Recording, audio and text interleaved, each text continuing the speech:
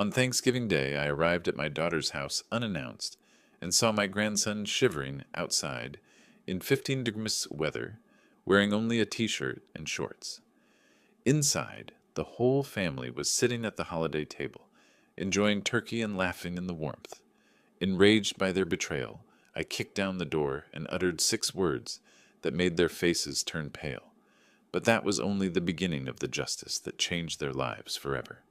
Before we continue, please subscribe to the channel and write in the comments what time it is where you are now. My phone buzzed against the dashboard. A text from my neighbor. Saw police cars at the Hendersons again. Domestic situation. Made me think of you and your family worries.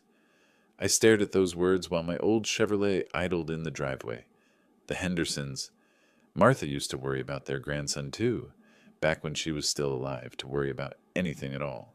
Now it was just me, and that gnawing feeling in my gut whenever I thought about Leona's marriage. The clock read 2:30 p.m. Time to go. I shifted into reverse and backed out onto Miller Street.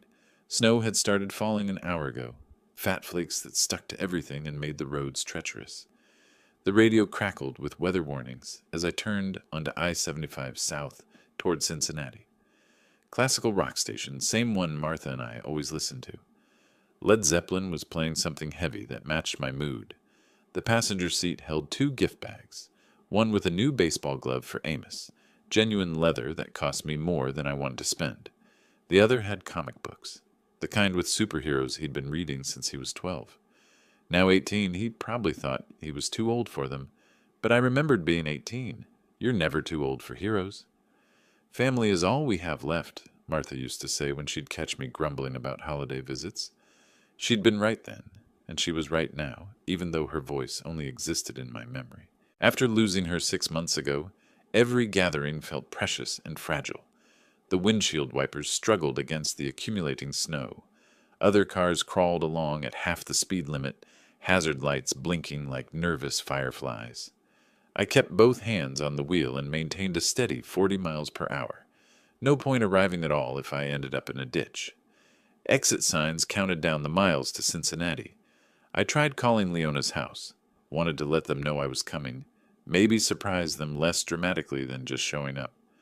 The phone rang 6 times before going to voicemail. Strange. Usually someone was home on Thanksgiving afternoon. A gas station appeared through the snow, bright fluorescent lights cutting through the gray afternoon like a lighthouse. I pulled in, filled the tank, and went inside to grab some coffee and a bag of those peppermints Amos liked. The clerk, a young guy with tired eyes, shook his head at the weather. "Roads are getting worse by the hour," he said, scanning my items. "You driving far?" "Just to Cincinnati. Family dinner. Be careful out there. Saw 3 accidents already today." Back in the truck, I checked the time again. 3:05 p.m. The drive usually took 45 minutes, but today it would be closer to an hour. I thought about Amos, probably helping his mother in the kitchen, maybe watching football with Wilbur.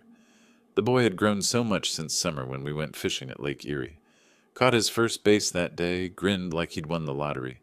That's when I'd noticed the bruise on his arm. When I asked about it, he'd gotten quiet, said something about falling off his bike. But the mark looked wrong. Too precise, too much like fingers. I should have pressed harder, should have asked more questions. Martha would have known what to do. The snow kept falling as I took exit 15 toward Leona's neighborhood. Suburban streets lined with 2-story houses, each one decorated with pumpkins and autumn wreaths. Christmas lights were already going up on some of them, twinkling through the white curtain of snow.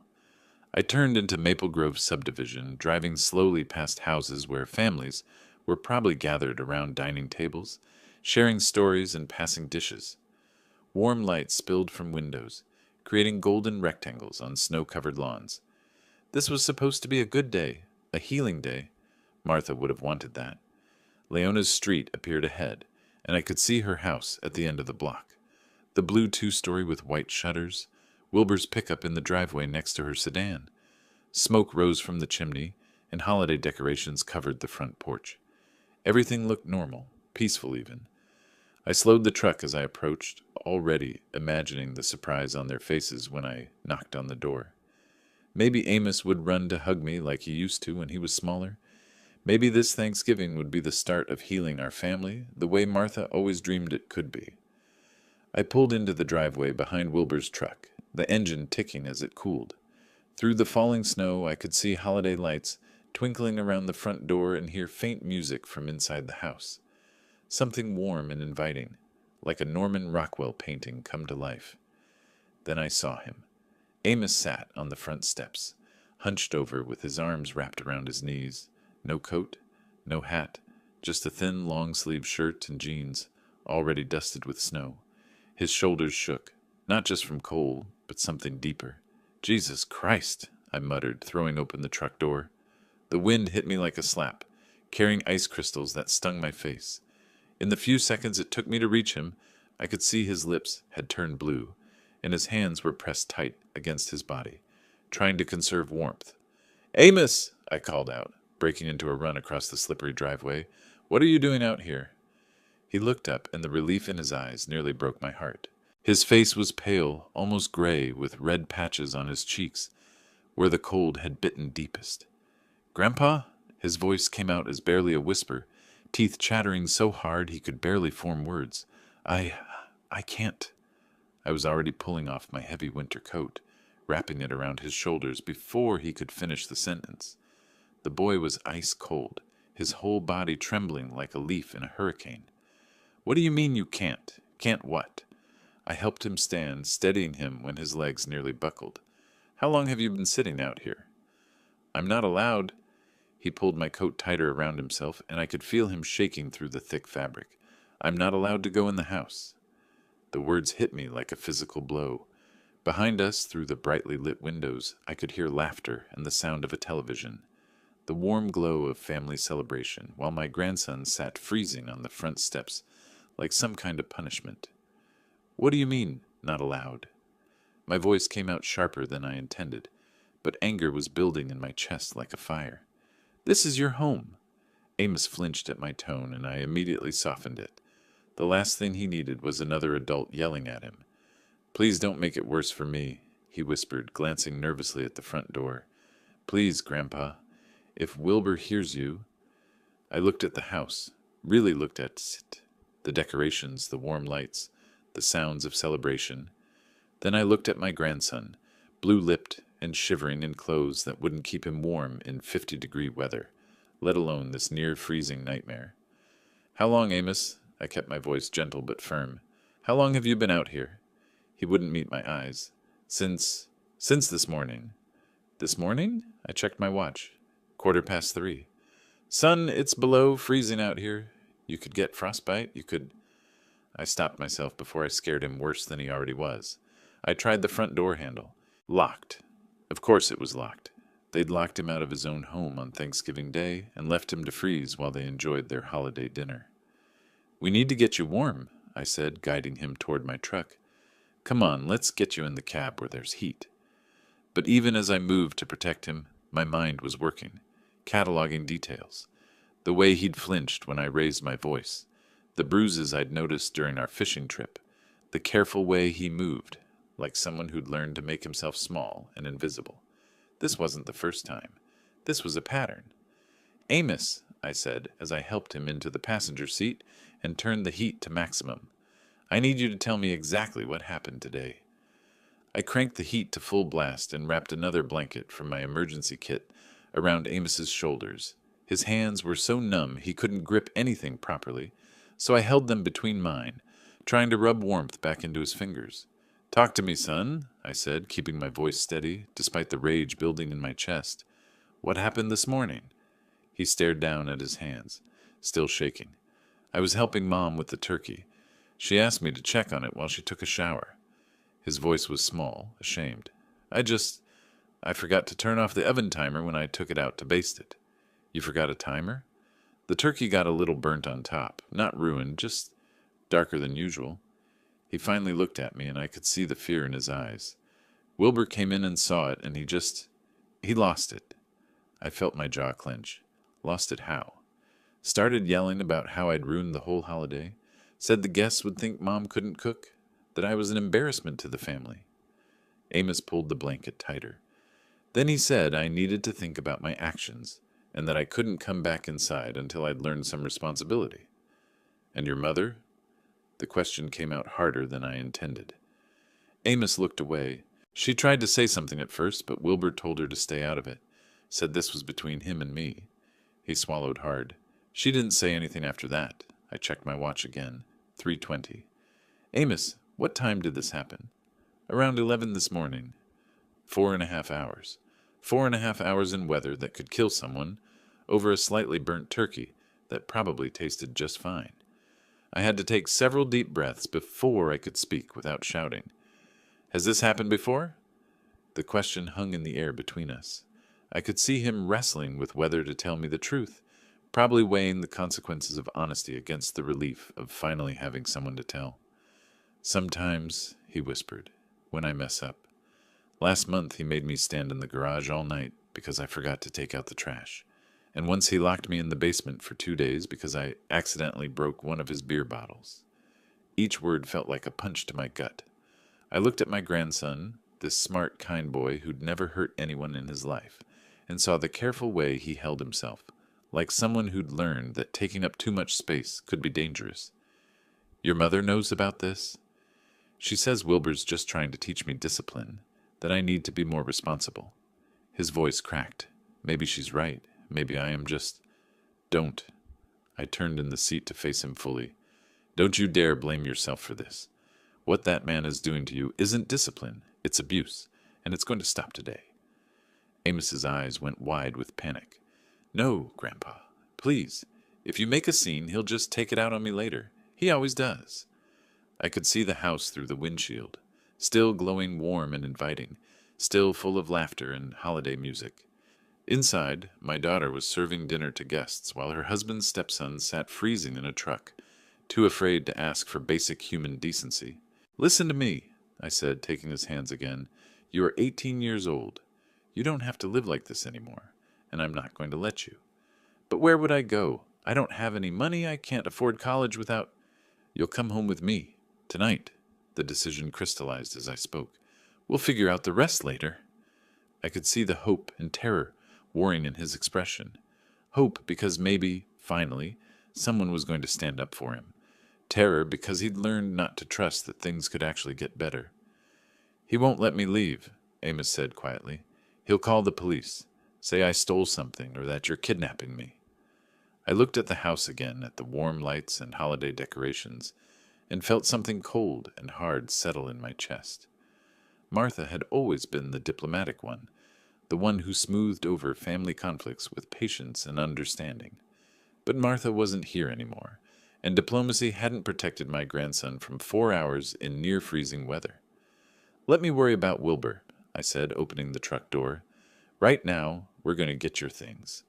I stepped out into the snow, my boots crunching on the accumulating white. Behind me, I heard Amos scramble to follow, my coat still wrapped around his shoulders. The front door was still locked, but I had no intention of knocking. I held Amos closer, but my hands weren't just shaking from the cold anymore. They were shaking with the kind of rage that builds slowly, then hits like a freight train when you finally see the whole picture. Why didn't you tell me it was this bad? I asked, studying his face more carefully. Now that I was really looking, I could see faint bruises along his jawline, partially hidden by the shadows and cold reddened skin. I tried to hint, he whispered, pulling my coat tighter. But you always talk to Mom, and she... The memory hit me like a slap. Last month, when Amos had called while I was fixing dinner, his voice small and uncertain. Grandpa, Wilbur says I can't eat dinner with them anymore. Says I have to earn my way back to the table. I'd laughed it off, thought it was teenage drama. Called Leona the next day, and she'd brushed it aside with that practiced ease she'd developed since marrying Wilbur. Dad, you're overreacting. It's just normal family discipline. Amos exaggerates everything. You know how teenagers are. Another memory surfaced. Summer phone call. Amos, sounding exhausted. Mom! Wilbur yelled at me again about leaving dishes in the sink. He made me wash every dish in the house twice. When I'd asked Leona about it later, she'd sighed that martyred sigh. He's just being dramatic. Wilbur's trying to teach him responsibility. How long has he been treating you like this? I asked, though part of me already knew the answer would destroy me. Since Mom married him 3 years ago. Amos's voice was barely audible. It started small, making me redo chores if they weren't perfect. Then it got worse. I remembered the fishing trip this past summer, how Amos had seemed reluctant to go home, kept asking if we could stay another day. When I'd pressed him about it, he'd just shrugged and said he liked being on the lake. But now I could see it differently. The way he'd grown quiet when I mentioned driving him back, the shadow that crossed his face when he talked about school starting. "The basement incident," I said, the pieces clicking together. "You mentioned sleeping in the garage. How many times?" "More than I want to count." He was looking at his hands now, and I could see the shame he carried.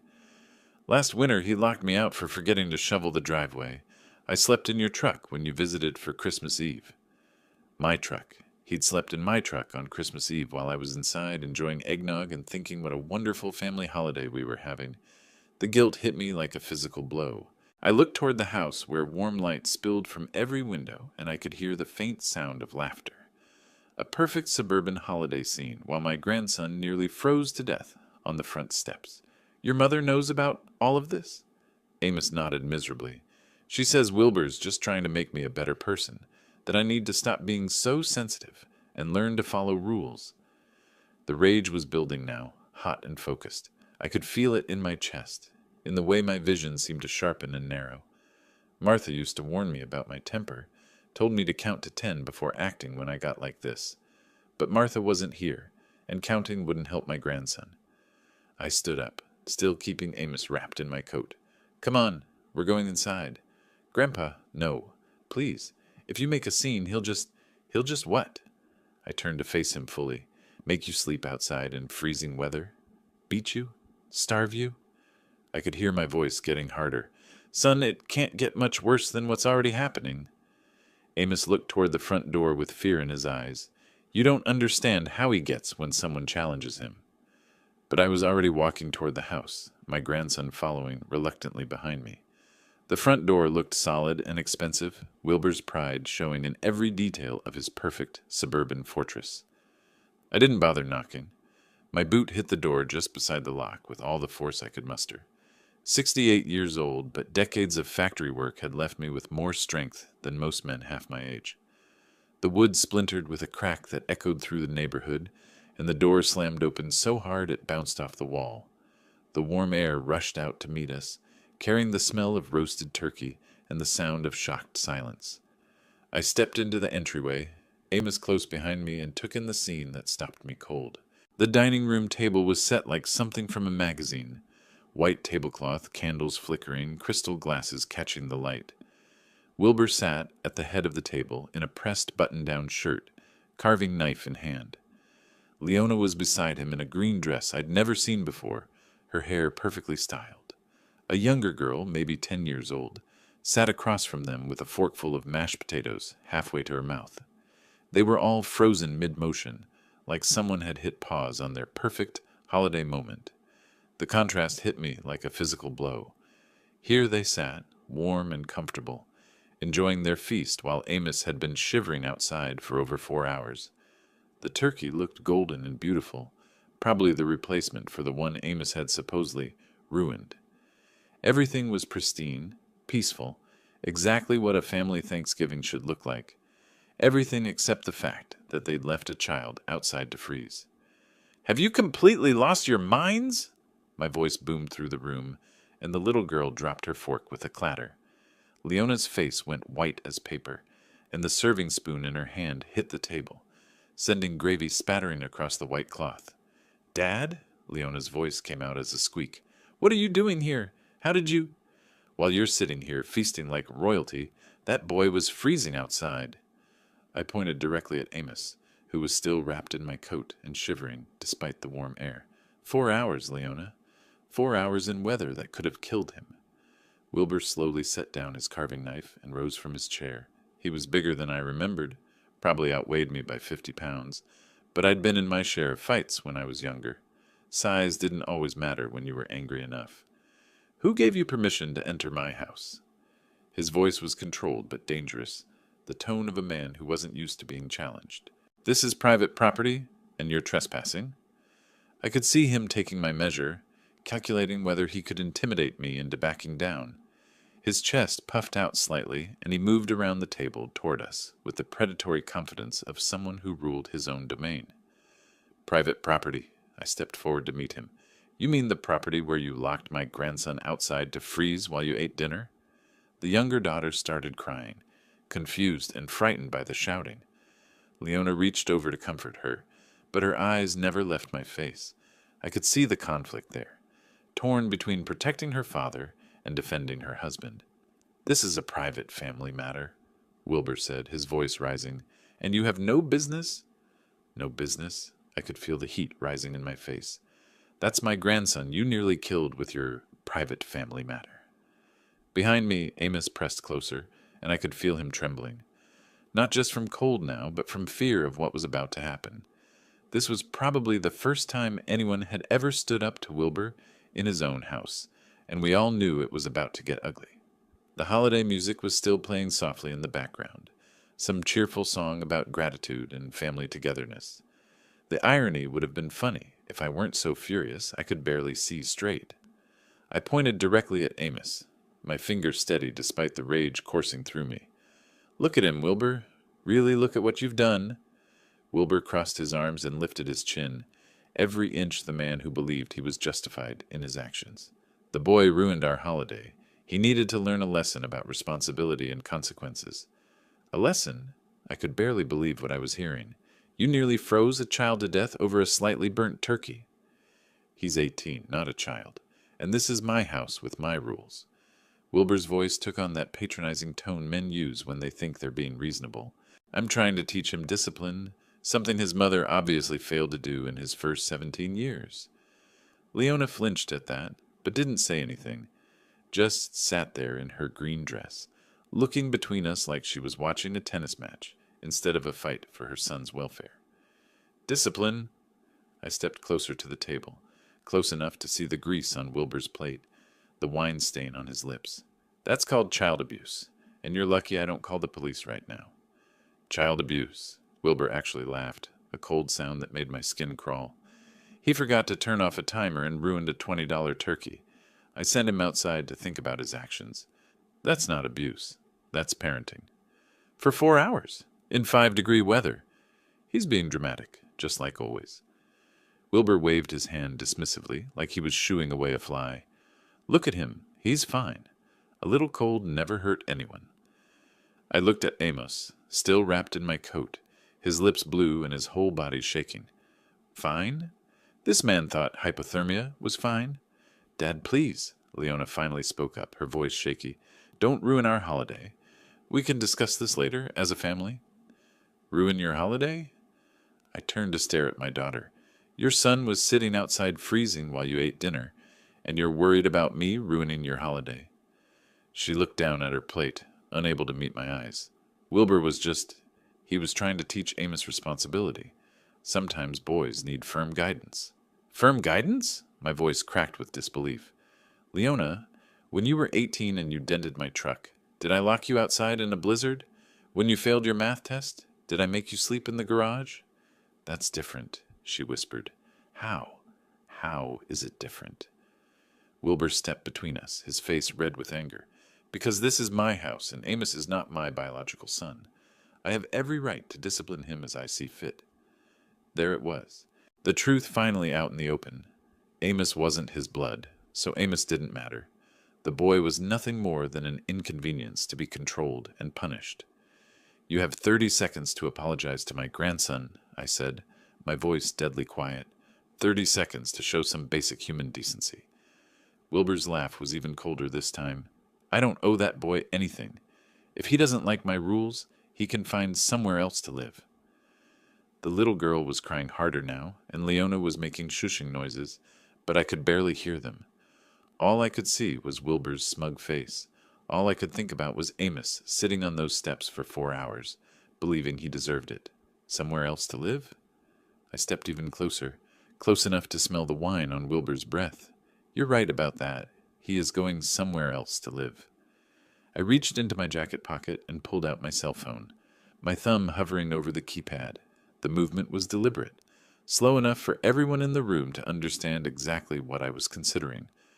Wilbur's face changed when he saw the phone. The smug confidence cracked just slightly around the edges. "Either you apologize to my grandson right now," I said, my voice deadly calm, "or I call Child Protective Services and report this abuse."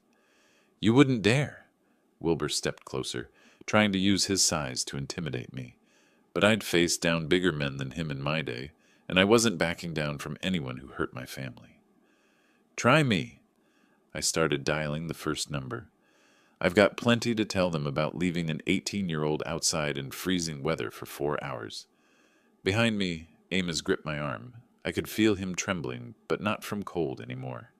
This was fear of a different kind, the terror of someone who'd learned that standing up only made things worse. "Dad, please!" Leona finally moved, stepping between us with her hands raised like she was trying to stop a bar fight. "Don't destroy our family over this." "I'm not destroying anything." I kept my eyes locked on Wilbur. He did that when he decided to abuse my grandson. "Abuse?" Wilbur's laugh was harsh and bitter. "I was teaching him responsibility, something his weak mother never bothered to do." Leona flinched like he'd slapped her, but she didn't defend herself, just stood there taking it, the way she probably always did. "Get out of my house, old man," Wilbur continued, his voice rising. "You have no authority here. Amos is my responsibility, now." "Your responsibility?" I looked around the perfect dining room, the crystal glasses, the fine china, the holiday centerpiece, then back at my grandson's bruised face. "Is this how you handle responsibility? Locking children outside to freeze?" The younger daughter was crying harder now, confused and frightened by the shouting. Leona moved to comfort her, but kept glancing between me and Wilbur like she was watching a tennis match where someone might die. "He's not a child. He's 18, Wilbur said, straightening his shoulders. "And in my house, adults who can't follow simple instructions face adult consequences." Adult consequences for forgetting to turn off a timer? Adult consequences for being careless and destructive, for ruining our holiday and embarrassing this family in front of our guests. Wilbur gestured toward the empty chairs where other family members had obviously been sitting before I arrived. Everyone had to leave because of the scene he caused. I looked at those empty chairs and felt another piece of the puzzle click into place. They'd had guests. People had been here, eating dinner and socializing while Amos sat outside freezing, and none of them had questioned it. None of them had said a word. "Grandpa, let's just go," Amos whispered behind me. "Please, I don't want to cause any more problems." The defeat in his voice broke something inside me. This boy, this smart, kind young man, had been beaten down so thoroughly that he thought he was the problem, that he was causing trouble by asking for basic human decency. "You're not causing problems, son," I said, loud enough for everyone to hear. "You never were." I turned back to Wilbur, my decision crystallizing like ice in my veins. "You have 30 seconds to apologize to my grandson for what you did today." "I'm not apologizing for anything." Wilbur crossed his arms, chin raised in defiance. "And I'm certainly not taking orders from some bitter old man who can't accept that his precious grandson needed discipline." "Then we're done here." I closed the phone and put it back in my pocket. "Amos, go get your things. You're coming home with me." The silence that followed was deafening. Even the little girl stopped crying for a moment. "You can't just take him," Leona said, her voice barely a whisper. "Watch me." I placed my hand firmly on Amos's shoulder, guiding him away from the dining room table and toward the stairs. "Go pack whatever you need. We're leaving." "Dad, you can't do this." Leona followed us, her voice rising with panic. "You can't just walk into our house and take my son." "I can, and I am." I kept walking, staying between Amos and the rest of the family. "Unless you'd prefer I call the authorities and let them sort it out." Amos led the way up the narrow staircase to the second floor, his steps quick and uncertain. I could hear Wilbur behind us, his heavy footsteps on the hardwood, but I didn't turn around. "This is kidnapping," Wilbur called out. "I'll have you arrested for kidnapping." "Good luck explaining to the police why my grandson was sitting outside in 5-degree weather for 4 hours. I reached the top of the stairs and followed Amos down a short hallway to a small room at the back of the house. The room was barely big enough for a twin bed and a small dresser. No heat vent that I could see, and the single window faced north, letting in the coldest air. It looked more like a storage room than a bedroom, and it was clearly the worst room in the house. "This is where you sleep?" I asked, taking in the sparse furnishings and bare walls. Amos nodded, already pulling clothes from the dresser and stuffing them into a duffel bag. "Wilbur says the basement room is for guests, and the other upstairs room is for my sister." I noticed he didn't call her our sister, just my sister. Even in his own home, he was an outsider. "Take everything that matters to you," I said, standing guard at the doorway while he packed. "We're not coming back for anything." "Amos, think about what you're doing." Leona appeared in the doorway, her face streaked with tears. "This is your home, your family." "Some family," Amos muttered, folding a Dayton University sweatshirt into his bag. "Real families don't lock each other outside to freeze. Wilbur was just trying to teach you responsibility. By giving me hypothermia?" Amos looked up at his mother, and I could see 3 years of hurt and disappointment in his eyes. "Mom, he made me sleep in the garage last week because I left a glass in the sink." "A glass? That's not normal." Leona's face crumpled. He has high standards. He wants you to be better." "He wants me gone," Amos said quietly, zipping up his bag. "And you know it." We made our way back downstairs, Wilbur waiting at the bottom like a bouncer. "You leave my house, boy, and you don't come back, ever." "Fine by me," Amos said, and I heard real strength in his voice for the first time all day. The front door was still hanging open from when I'd kicked it in, cold air pouring into the house and making the holiday decorations flutter like dying leaves. I could see my truck in the driveway, engine still running, exhaust visible in the frigid air. "Amos!" Leona called out as we reached the door. "Please don't do this. I love you." He stopped, turned back to look at his mother one last time. "If you loved me, Mom, you wouldn't have let this happen." We walked to my truck in silence, our breath visible in the freezing air. I threw his bag in the bed and helped him into the passenger seat, then walked around to the driver's side. Through the front window of the house, I could see the family still standing in the entryway, Leona crying, Wilbur red-faced with rage, the little girl peeking around the corner. "You ready?" I asked, putting the truck in reverse. "I've been ready for 3 years," Amos said, pulling my coat tighter around his shoulders. I backed out of the driveway and onto the street, past the other decorated houses where normal families were probably finishing their Thanksgiving dinners in peace. The radio was still playing classic rock. The heater was working perfectly, and for the first time since I'd arrived, Amos looked like he could actually breathe. "Thank you, Grandpa," he said quietly as we turned onto the main road toward the highway. "I can't believe you came for me." "I should have come sooner," I said, meaning every word. "I should have seen what was happening. I tried to tell you, but I didn't know how." We drove in comfortable silence for a few minutes, the familiar weight of family responsibility settling around my shoulders like Martha's favorite quilt. This boy needed protection, needed a safe place to heal and grow into the man he was meant to become. "Tell me about college," I said as we merged onto I-75 North. "What are you studying?" "Engineering." His voice got stronger when he talked about school. "Mechanical engineering, like you used to do at the factory." "Like grandfather, like grandson." I smiled, thinking about Martha and how proud she would have been. "We'll figure out the tuition. Don't worry about that." "Grandpa, I don't want to be a burden." "Son, you're not a burden. You're family, and family takes care of each other." My driveway looked smaller than usual, with both trucks parked side by side, but the house itself seemed to glow with welcome as we approached. I'd left the porch light on out of habit, and now I was grateful for that small beacon cutting through the winter darkness. "Home sweet home," I said, helping Amos carry his bag to the front door.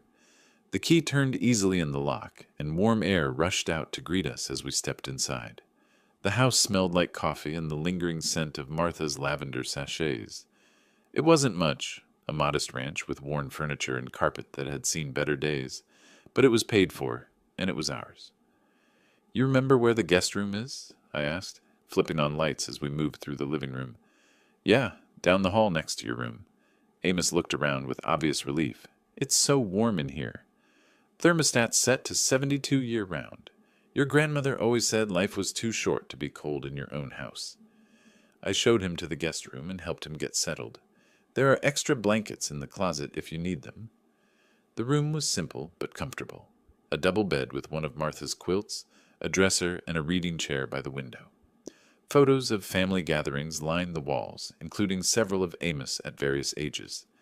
This had always been his room when he visited, and seeing him here now felt right in a way that nothing had felt right since Martha died. "I'll get some dinner started," I said. "Nothing fancy. I've got chicken in the freezer and some vegetables that need using up." "Can I help?" he asked, and I could see how desperately he wanted to be useful, to earn his keep. "Sure, but you don't have to. This is your home now, not a job." We worked together in the kitchen, and gradually the day's tension began to leave Amos's shoulders. I thawed the chicken in the microwave while he washed vegetables, and we moved around each other with the easy rhythm of family members who'd cooked together before. "Tell me more about what's been happening," I said as I seasoned the chicken. "Start from the beginning when your mother married Wilbur." Amos was quiet for a long moment, clearly trying to decide how much to share. "It started small. Little comments about how I loaded the dishwasher wrong, or left my shoes in the wrong place. Then it got bigger." "How much bigger?" "He controls everything. When I eat, what I eat, when I can shower, when I can use the phone." Amos's voice got smaller as he continued. "He made Mom choose between him and me, and she chose him." I had to stop seasoning the chicken for a moment and grip the counter. "What do you mean she chose him?" "Last Christmas, when you visited. Remember how I was quiet during dinner? Wilbur had told me I wasn't allowed to speak unless someone asked me a direct question, and Mom didn't say anything to stop him." The memory hit me like a punch to the gut. I'd thought Amos was just being a typical moody teenager. I'd even joked with Martha about it later, saying kids these days didn't know how to make conversation. "Why doesn't your mother stand up to him?" "She's scared." Amos started chopping carrots with mechanical precision. "She told me once that if she leaves him, she'll lose the house and have to move back to that apartment complex where we used to live. She can't afford to take care of us on her own." I slid the chicken into the oven and started a fire in the living room fireplace. The familiar ritual of wadding newspaper and stacking kindling helped calm my racing thoughts. "Come sit with me," I said when the fire was crackling steadily. "Tell me about the good things. Tell me about school, about your friends." We settled into the comfortable chairs by the fire, and for the first time all day, Amos smiled. "I made Dean's List last semester, and I've got this friend Jake who's teaching me to play guitar." "Your grandmother always wanted to learn guitar." I pointed to a framed photo on the mantel showing Martha at age 20, laughing and holding an acoustic guitar. "She said music was the language of the soul." "I remember her saying that." Amos studied the photo with new interest. "I miss her." "Me too, son. Me too." We talked until the chicken was done, sharing memories of Martha and making plans for Amos's spring semester. The house felt alive again with conversation and laughter, the way it used to when Martha was here to fill the quiet spaces. As we sat down to eat our simple but satisfying meal, I looked across the table at my grandson. Really looked at him. The fear was gone from his eyes, replaced by something I hadn't seen in years. Hope. "We'll call the college tomorrow," I said, cutting into my chicken. "Make sure your financial aid is sorted out, and we'll look into getting you a part-time job if you want one." "Grandpa, you don't have to do all this for me." "Yes, I do." I met his eyes across the table. "That's what family's for." The phone rang just as we were finishing dessert, leftover pie I'd found in the freezer. The sound cut through our peaceful evening like a knife, and I could see Amos tense up immediately. I looked at the caller ID and felt my jaw clench. Leona. The peaceful crackling of the fireplace was shattered by 3 sharp knocks on the front door. Not the gentle rapping of a neighbor or the hesitant tap of someone unsure. This was the authoritative pounding of someone who expected immediate compliance. Amos nearly dropped his coffee mug. "Grandpa?" "Stay behind me," I said, setting down my own cup and moving toward the door. The knocking came again, more insistent this time, accompanied by the sound of multiple voices on my front porch. I flipped on the porch light and looked through the peephole. 2 uniformed police officers stood on my doorstep, and behind them, like predators waiting for their moment to strike, were Wilbur and Leona. "Mr. Burke," the lead officer called out. "Police, we need to speak with you." I took a deep breath and opened the door, keeping my body positioned to block their view of Amos. What can I do for you, officers? Wilbur immediately stepped forward, pointing an accusatory finger at me. Officer, this man kidnapped my stepson. He broke into our house and took the boy without permission. The lead officer, a middle-aged man with tired eyes, held up his hand to quiet Wilbur. Sir, we need to sort out this situation. Mr. Burke, is there a young man named Amos Green on these premises? Yes, I said simply. My grandson is here. He kidnapped him, Wilbur's voice rose dramatically, broke down our door like some kind of criminal, and dragged the boy away from his family. Is the young man here voluntarily? The second officer asked, pulling out a notepad. Before I could answer, Amos appeared beside me, still wrapped in the blanket from the couch. His voice was quiet but clear. I want to stay with my grandpa. Wilbur's face flushed red. See? He's been filling the boy's head with lies, turning him against his own family. What lies? I stepped forward slightly. The truth about how you left him outside in freezing weather for 4 hours. The truth about how you've been abusing him for 3 years. Abuse? Wilbur laughed, but it sounded forced. I was teaching him responsibility. The boy ruined our entire Thanksgiving dinner and needed to learn there are consequences for his actions. The first officer looked between us with the weary expression of someone who'd broken up too many family disputes. Mr. Burke, we're going to need everyone to come inside so we can discuss this properly. I stepped back reluctantly, allowing the officers to enter my living room. Wilbur followed immediately, Leona trailing behind him with her eyes fixed on the floor. She looked smaller somehow, diminished, like a woman who'd finally realized the true cost of the choices she'd made. Now then, the officer said, taking out his notepad, let's start from the beginning. Mr. Green, you claim this man kidnapped your stepson? Absolutely. Wilbur straightened his shoulders, putting on what I recognized as his reasonable authority figure performance. I came home from work to find my front door broken and Amos gone. When I called around, neighbors said they saw an older man forcing the boy into a truck. Forcing? I couldn't keep the disbelief out of my voice. Officer, I rescued my grandson from child abuse. That's what he keeps saying, Wilbur said, shaking his head sadly. But the truth is, he's never approved of my marriage to his daughter. He's been looking for any excuse to cause trouble. The officer turned to Amos, who was standing close enough to me that I could feel him trembling. Son, did this man force you to come with him? No, sir. Amos's voice was barely above a whisper. He saved me. Saved you from what? Amos glanced nervously at Wilbur, then back at the officer. From freezing to death on the front porch.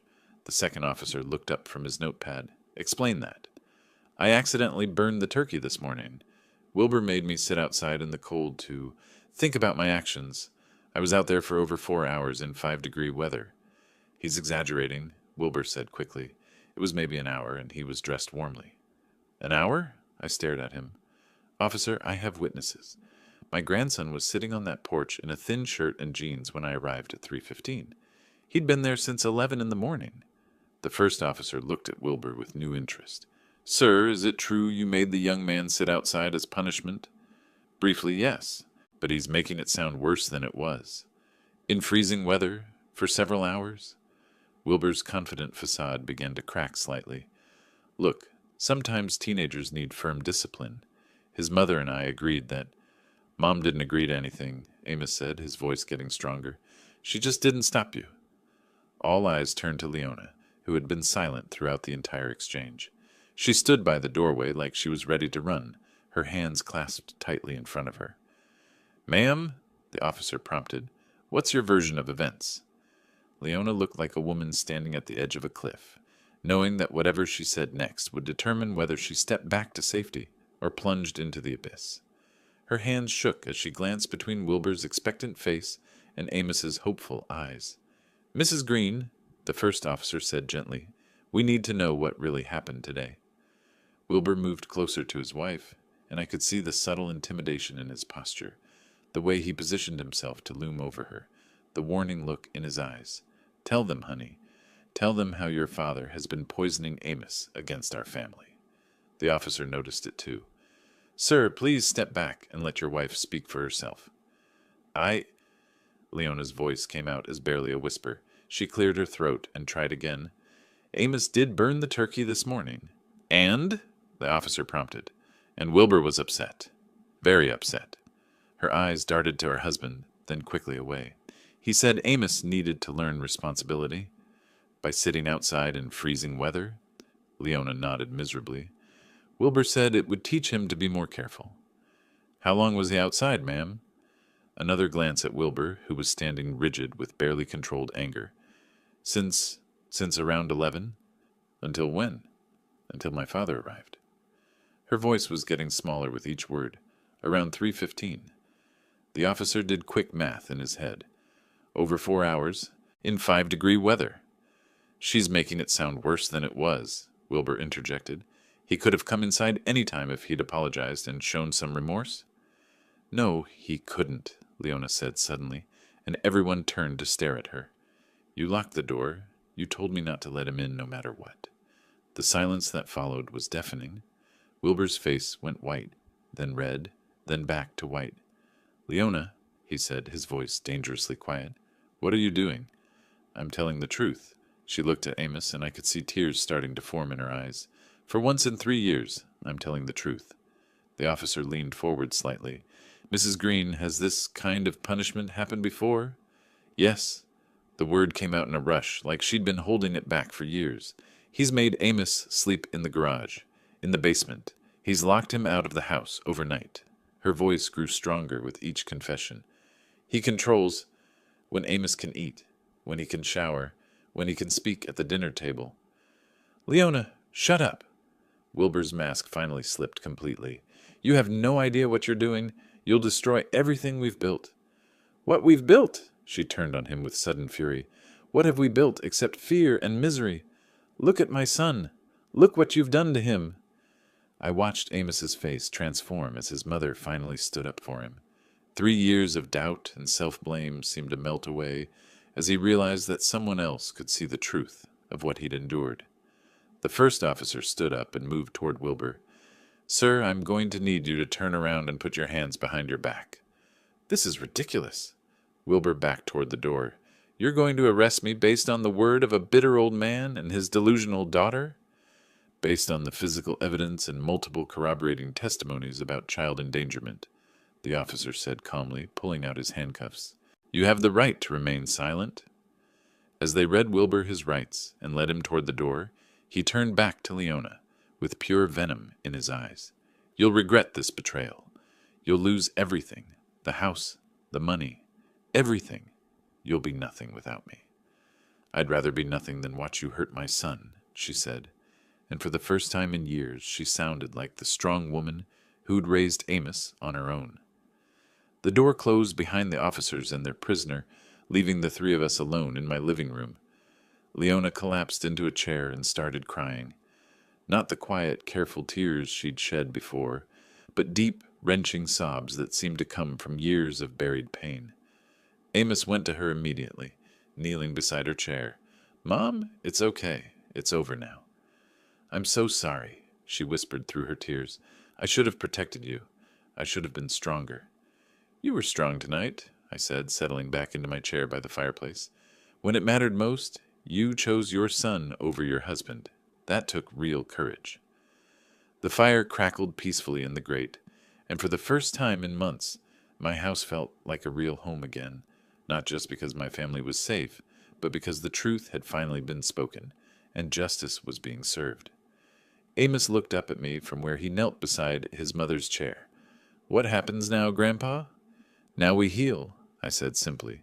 We take our time, and we heal.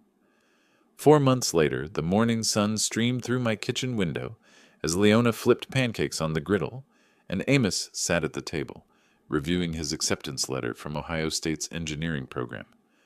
Full scholarship, he said for the 10th time that week, still not quite believing it. They're actually paying me to go to school. That's what happens when you're brilliant and work hard, Leona said, sliding a stack of pancakes onto his plate. She looked different now, stronger, more confident. The part-time job at the local library had given her independence she'd never had before, and the divorce settlement had provided enough money for her to start over. Your grandmother would have been so proud, I said, settling into my chair with my coffee. The kitchen felt alive in a way it hadn't since Martha died, full of conversation and laughter and the comfortable chaos of a real family. Leona had moved in permanently after Wilbur's conviction. The guest room had become her space, and we'd converted the basement into a proper bedroom for Amos. Not a punishment cell like at Wilbur's house, but a comfortable retreat with good heating and windows that actually opened. "Dad, are you sure you don't mind us staying here indefinitely?" Leona asked, joining us at the table. "I know you're used to your independence." "Independence is overrated," I said, meaning every word. "Family is what matters. Besides, who else is going to make sure Amos doesn't burn down the kitchen when he tries to cook?" "That was one time," Amos protested, laughing, "and the fire was very small." The phone rang and Leona answered it. "Burke residence." "Oh, hi, Jake." Yes, he's here." "Guitar practice at 4? Sure, I'll tell him." She hung up and turned to Amos. "Your friend Jake wants to know if you're still planning to practice for the talent show." "The talent show?" I raised an eyebrow. "You didn't tell me about any talent show." Amos grinned, looking more like the confident young man he was supposed to be. "It's nothing big. Jake and I are doing an acoustic set. Couple of classic rock songs you'd probably recognize. I'll be in the front row," I promised.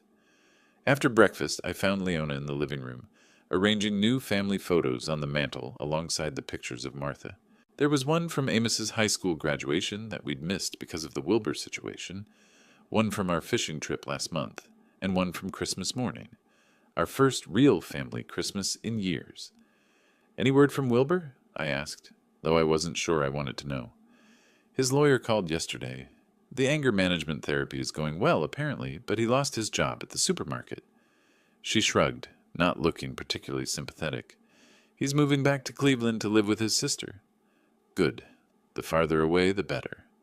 "I feel sorry for him sometimes," she admitted, "but then I remember what he did to Amos, and the feeling passes pretty quickly." That afternoon, while Amos was at guitar practice, Leona and I worked in the garden, preparing the soil for Martha's vegetable patch. Spring was coming early this year, and there was something hopeful about planting seeds and planning for growth. "Dad," Leona said, pulling weeds with focused determination, "I need to thank you again for what you did. If you hadn't come that day—" "You don't need to thank me," I said, turning over a stubborn clump of earth. "I was just doing what any grandfather would do." "No, you weren't. You risked everything to save him.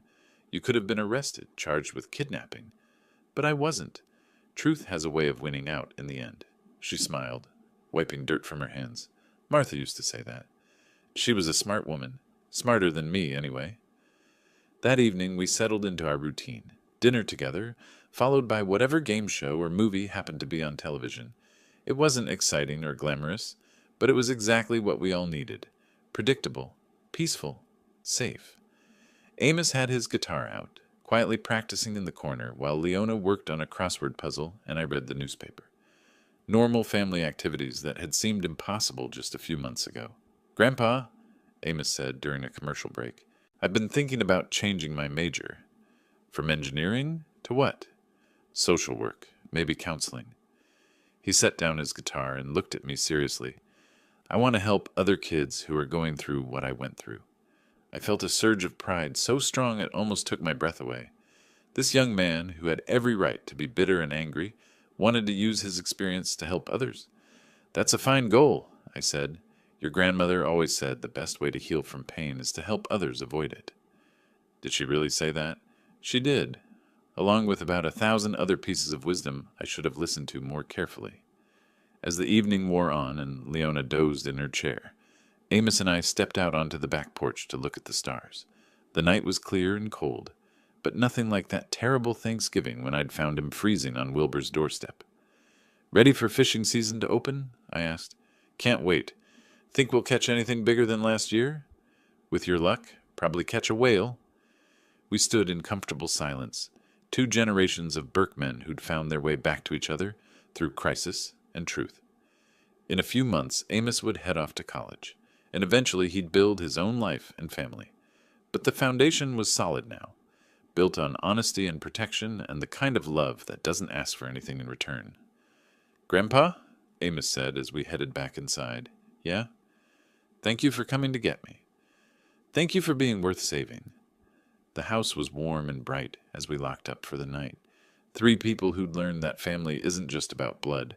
It's about showing up when it matters most, telling the truth even when it's hard, and protecting the people you love no matter what the cost. Martha would have been proud of all of us. If you like this story, please like this video, subscribe to the channel, and share your impressions of this story in the comments.